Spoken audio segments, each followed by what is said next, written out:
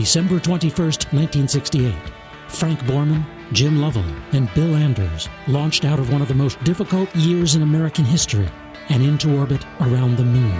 The engines are on. 4, 3, 2, 1.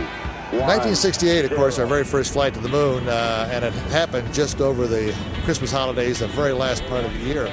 Of a year that really was sort of a disaster year. Things weren't going too good in the United States. We had assassinations, we had riots, the Vietnam War was going on.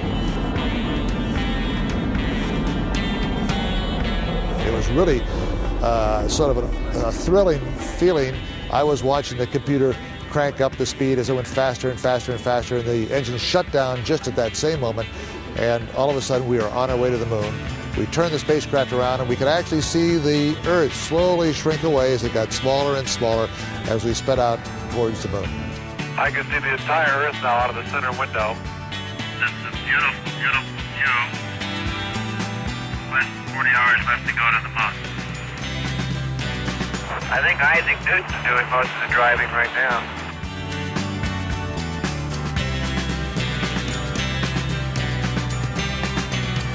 The moon is essentially gray. I spent the day before Christmas up here doing experiments, taking pictures, and firing our spacecraft engines to maneuver around.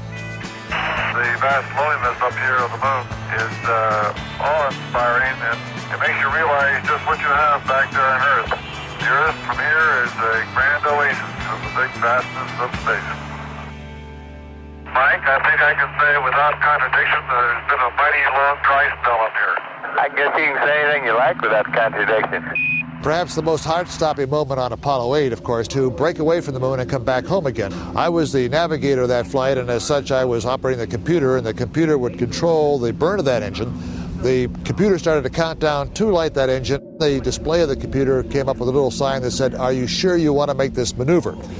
I hesitated a little bit before I hit the enter button, and Borman said, "Push the button, push the button."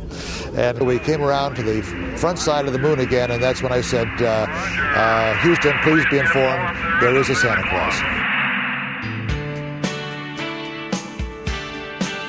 The one thing that Apollo 8 did more than anything else, aside from going to the moon the first time, was to give the American people the confidence that we had the technological capability to do what we wanted to do, to set out what we said we were going to do and actually do it. So although the year itself was poor, the ending was fantastic, and I was very, very happy to be part of it. And from the crew of Apollo 8, we close with good night, good luck, a Merry Christmas, and God bless all of you on the good Earth.